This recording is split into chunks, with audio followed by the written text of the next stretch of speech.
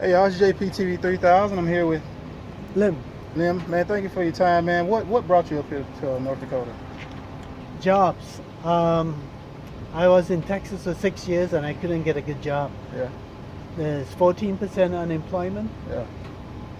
and most of the jobs I got was $7, Yeah, which exactly. isn't very much. What's some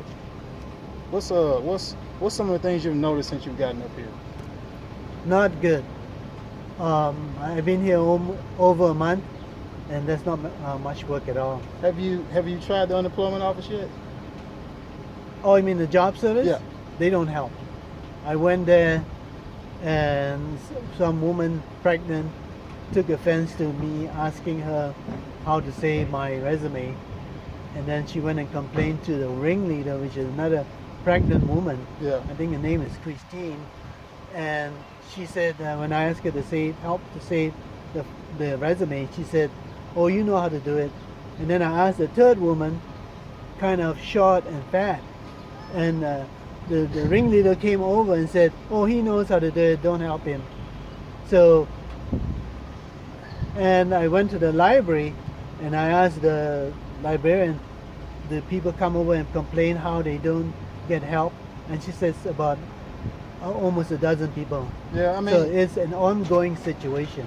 I mean, what it is with them, they kind of expect everybody to kind of just know it already, which I understand, because sometimes people need help, doing this and doing that, because they told me that like when I first got there. Oh, they did to you? Yeah, because they say that they can't do the resume for you, like they can give you hints or something, but they can't like help you make the resume.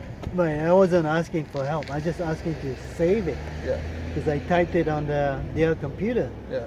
But like I said, I think it's just, and you might say it's racial, whatever it is. I think it's just a fact of life. If they don't like you, they're not going to help you. I mean, yeah, it's a fact. I went to Elwood. Elwood staffing. Right. Yeah. For job service. I mean, they had a job fair, and Elwood wouldn't let me in the job fair. They kept saying that I need a resume. Then I showed them my resume. They said, "Oh, you got to work in the oil field." I said I did work in the oil field for Shell and Avery Lawrence. And they said, "Oh, it's got to be in your resume." And so they were doing everything they could to keep me out from the job fair. And then meanwhile, somebody else in the background said, "Oh, come in." And they had nothing. And what kind of experience you got? A lot of construction work. Yeah. You got any oil field? Yeah. Avery Lawrence and Shell. I used to work for them. What kind of work you do? With the Shell, I was doing technical work, locating pipes. Hey, that's what they call it? A job? No, it's like a pipeline locator, like you weigh the little wand thing and you locate that, and also location on the pipe on the maps. They hire for that, but you're gonna have to hire. You're gonna have to go like directly to the companies though, because Kinder Morgan, One Oak, and you can try B&J Energy Service. Okay, I'll talk to you about that later. Okay. Then I worked for Avery Lawrence, subsidiary of Ball Corporation, as an expediter. I ordered flanges, piping. Warehouse? No, expediter. Do you know what an expediter like is? Shipping? Yeah, Okay. I'll be in charge of that, and I'll order all the stuff, and we air freight it in the Far East. Okay. So they cost a lot of money. Yeah. Over here, they ship everything on a train. Yeah. But in other countries, you can't get it shipped fast enough. When they need it out in the field, they freight it. Yeah. It costs a lot of money, but they're getting a lot of money for it too. Yeah. So not a problem. What's been some of the things that you've noticed that is there anything you like about being up here since you got up here? I like Williston. Yeah. I like a town that has 25,000 people. Yeah. But there's no work here.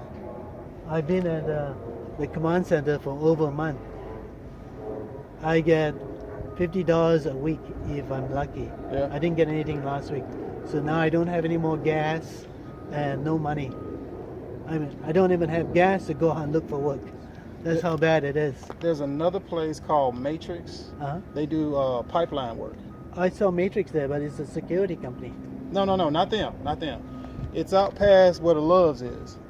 like when you get to that light where the Loves is, that intersection, you keep going. That very next road on the I'll right. get this information from you. Okay. Was there something else you want to ask? What's some advice you would give to people who are thinking about coming up here? You gotta have a lot of money to come here because you're gonna run out of money really fast. Yeah. Trying to eat and trying to find a place to live. So, if you don't have money, you come up here, you're gonna actually suffer because you won't have money for food and you won't have any money for gas.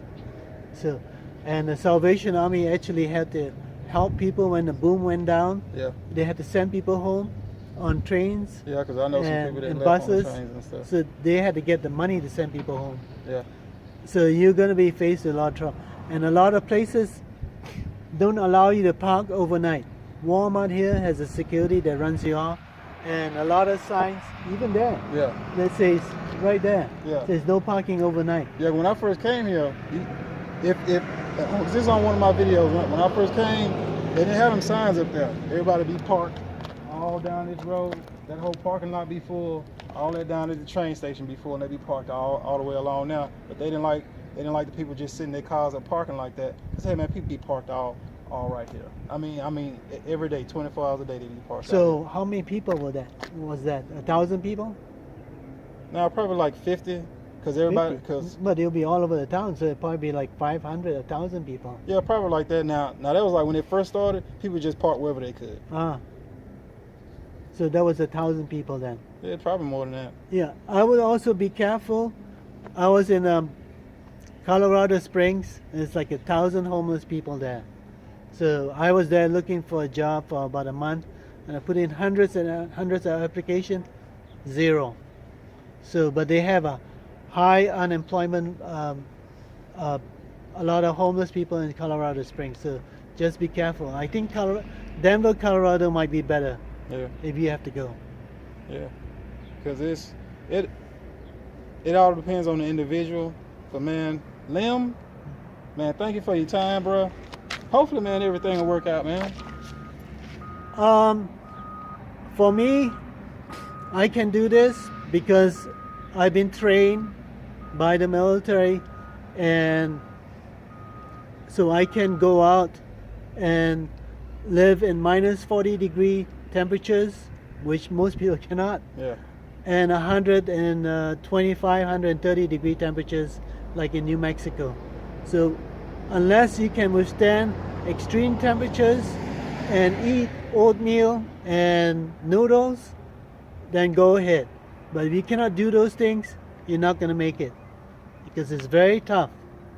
And in Williston, you can't park overnight. In other states, you can. But so they really make it difficult for you. Yeah. So be very, very careful. And if you have kids and wife and whomever, they're not going to make it because you won't have enough money and food. Yeah. So be careful. Well, man, thank you, man. Appreciate that. You want to say hey to anybody at home? That's it. Thank you. All right, thank you.